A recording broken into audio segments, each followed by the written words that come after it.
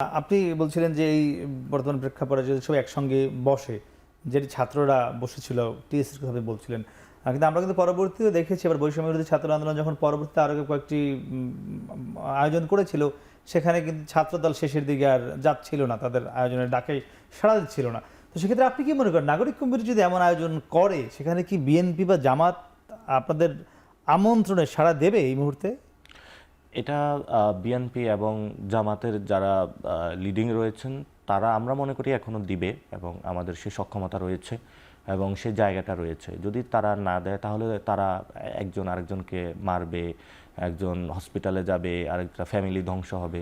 তো ওনারা যদি ধ্বংসযজ্ঞ চালাতে চায় তাহলে হয়তোবা জনগণ তাদেরকে সেই ধ্বংসযজ্ঞ থেকে এসে বন্ধ করবে এবং জনগণ আগামীতে যখন তারা ভোটের জন্য বিভিন্ন ঘরে যাবে তখন তাদেরকেও জনগণ কোনো আমন্ত্রণে সাড়া দিবে না। তো সেই জায়গা থেকে তারা যদি ভবিষ্যৎ লক্ষ্য রাখে এবং লিডারশিপ জায়গাটা তারা যদি সেই চিন্তাটা তাদের মাথায় রাখে, তারা অবশ্যই দেওয়া উচিত বলে আমরা মনে করি এবং তারা দিতে বাধ্য, কারণ যেহেতু জনগণের ভোটেই তারা নির্বাচিত হবে।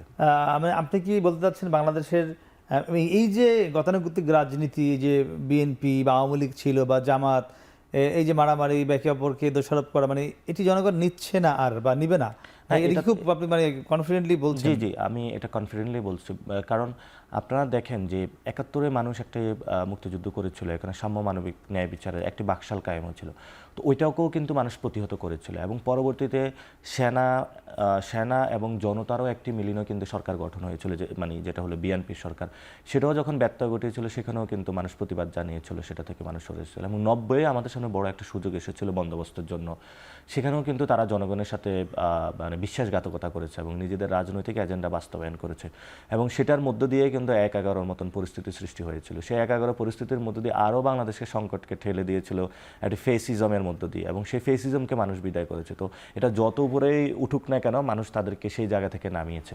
তো এটা যে কোনো রাজনৈতিক দল, কালচার তাদের যদি করতে চায়, গত ৫৩ বছরের যদি আমরা ইতিহাসের পরম্পরা যায় তাহলে সেটাকে মানুষ প্রত্যাখ্যান করেছে।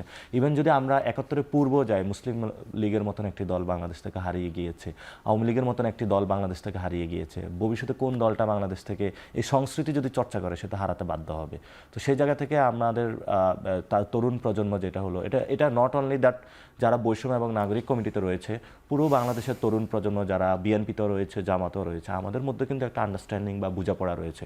কিন্তু এই তরুণ প্রজন্মে যুদ্ধটা নেমেছিল নতুন একটা জায়গায় যাওয়ার জন্য, বাংলাদেশকে নিয়ে যাওয়ার জন্য। আমাদের সামনে সেই সুযোগটা এসেছে, কিন্তু এই তরুণ প্রজন্মকে দমিয়ে চাপিয়ে রেখে যারা আমাদের প্রিভিয়াস লিডারশিপ রয়েছেন তারা কিন্তু বাংলাদেশের সাথে বিশ্বাসঘাতকতা করে যাচ্ছে। এই যে আপনি মানে বললেন যে মানুষও চাচ্ছে নতুন কিছু বা তরুণ প্রজন্ম, অনেক মানুষের কথা বলছেন, কিন্তু আমরা কিন্তু মানে আপনি বলছেন যে হয়তো বিএনপির সংঘর্ষটা মানুষ নিচ্ছে না বা জামাতের যে গতানুগতিক রাজনীতির মানুষ নিচ্ছে না, কিন্তু আমরা তো বিএনপি জামাতের যে বিভিন্ন সমাবেশ বা সম্মেলন করছে বিভিন্ন দেশের বিভিন্ন প্রান্তে, সেখানে তো লক্ষ লক্ষ মানুষের মানে সমাগম দেখি।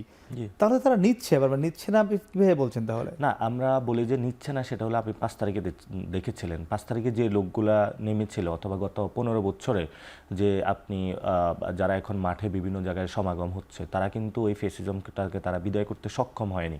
কেন সক্ষম হয়নি? কারণ দলগুলোতে পুরো যদি বাংলাদেশের পলিটিক্যাল সিনারিও আমরা চিন্তা করি, ২.৫ থেকে ৩% মানুষ হলো রাজনীতি করে, তারা ওটার মধ্যে রয়েছে এবং তারা যখন কোথাও একটা জেলা বা বিভাগে জনসমাবেশ করে সকলে কিন্তু ওই জায়গায় একটা জায়গায় একত্রিত হয়, আশপাশের জেলার লোকজন আসে, আশপাশের জেলার লোকজন আসে, কিন্তু এর বাইরে কিন্তু বড় একটা মানুষের সোসাইটিতে পড়ে রয়েছে যারা প্রতিনিয়ত ক্ষেত খামার ব্যবসা বাণিজ্য প্রতিষ্ঠানে কাজ করে। আপনি তাদেরকে খারিজ করতে পারবে না, তাদের মধ্যে রাজনৈতিক বোধ আছে। তো তারা কিন্তু দলগুলোকে যখন দেখে যে তারা ওই বিষয়ে কথা বলছে না, তাদেরও একটি শক্তির জায়গা রয়েছে। তো তারা যখন ঐক্যবদ্ধ হবে, এই ধরনের সমাবেশগুলো কিন্তু ভবিষ্যতে হারিয়ে যাবে একদম। মানে সেটাই ভোটের মাঠের কথা বলছেন, ব্যালটের? হ্যাঁ, আমাদের তো আমরা এটা বলছি যে এখানে বাংলাদেশে একটা রেভলিউশন হয়েছে, বুলেটের রেভলিউশন, যেটা হলো আমরা রক্ত দিয়েছি। তো সামনেরটা হয়তো ব্যালটের রেভলিউশনটা হবে, তরুণ প্রজন্ম সেই জায়গাতে। এবং আমি বাংলাদেশের যে তরুণরা এখনও রাজনীতিতে আগ্রহী হয় নাই, বিএনপিতে যারা তরুণরা রয়েছেন, জামাতে যারা তরুণরা রয়েছেন, আপনারা সেই জায়গা থেকে নিজেদের মেরুদণ্ডটা সোজা করে আপনাদের যারা সিনিয়র লিডারশিপ রয়েছেন তাদেরকে আপনারা প্রশ্ন তুলুন যে আপনারা কি 53 বছরের আগের সংস্কৃতিতে চলবেন নাকি নতুন বাংলাদেশের সামনে যে সুযোগটা এসেছে সেই সংস্কৃতিতে চলবেন। সেজন্য আমরা বিভিন্ন দলে যারা তরুণরা রয়েছে তাদেরকে বলবো আপনারা কোনো দলদাস হবেন না, দল কানা হবেন না, কোনো অর্থের কাছে নিজেদের মেরুদণ্ড বিক্রি করবেন না। আপনারা 5 তারিখে যে সাহসটা দিয়েছিলেন বিভিন্ন দলের তরুণরা, আপনারা সেই সাহসের মধ্যে ফিরে আসুন। আচ্ছা, আপনাদের যে ব্যালটের রেভলিউশনের কথা বলছেন, সেখানে যে আপনারা রাজনৈতিক দল করবেন, সেখানে কি বিএনপি জামাত থেকেও তরুণরা আসতে পারে বা বড় কোনো চমক থাকবে কিনা সেটা আপনাদের রাজনৈতিক দলে? আমাদের এই 5 তারিখে যেটা হয়েছিল, এটা মানে আমি আপনাকে যদি একটু পরম্পরাটা বলি, অনেকগুলো রাজনৈতিক দল ডিসিশন নিতে পারে না আমরা কি মাঠে নামবো নাকি নামবো না, কিন্তু তরুণরা সেখানে ডিসিশন নিয়েছিল। তারাও কোনো কোনো দলের কর্মী সমর্থক, হ্যাঁ, বিভিন্ন দলের কর্মী সমর্থক। তারা কিন্তু 5 তারিখে হলো বৈষম্য বিরোধী যে ব্যানার আছে ওইটা জনগণের মধ্যে তারা মিশে গিয়েছিল।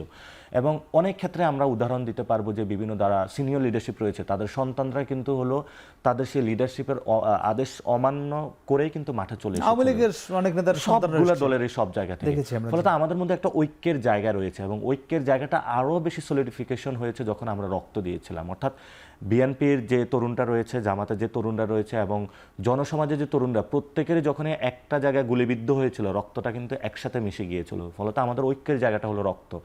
এখন এই রক্তকে 90 তো বিভিন্নভাবে হলো বিক্রি করে দেওয়ার চেষ্টা চালানো হয়েছিল, এখনো চালানো হচ্ছে। এবং সেই জায়গা থেকে এই মানুষগুলো আবার এই রক্তের উপরে ভিত্তি করেই কিন্তু ভবিষ্যতে আবার ব্যালট যে রেগুলেশন হবে সেটাতে আবার ঐক্যবদ্ধ হবে এবং সেই ঐক্যবদ্ধের জায়গাটায় তারা অপেক্ষা করছে। আমাদের সাথে অনেকে যোগাযোগ রাখছেন, বৈষম্য বিরোধী ছাত্র আন্দোলনের তাদের যোগাযোগ রাখছেন এবং সেটাতে বিভিন্ন রাজনৈতিক দলেরও রাজনৈতিক দলের তারা একটা আকাঙ্ক্ষা ব্যক্ত করছেন।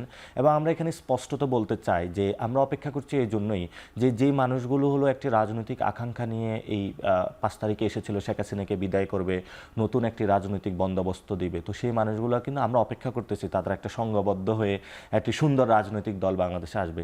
তো সেই জায়গাতে যদি এখনো পর্যন্ত আমরা কোনো উদ্যোগ ওইভাবে দেখি নাই, ছোট ছোট কিছু উদ্যোগ আমরা দেখেছি, তো সেই জায়গা থেকে আমাদের কাছে যদি দায়িত্বটা এসে যে জনগণ যদি আবার আমাদেরকে বলে যে আপনারা 5 তারিখে যেভাবে ঐতিহাসিক ভূমিকা পালন করছিলেন আপনাদের এখনই একটি রাজনৈতিক দল গঠন করে ব্যালট রেভলিউশন করেন, সেটা জনগণ আমাদের কাছে জানতে চাই।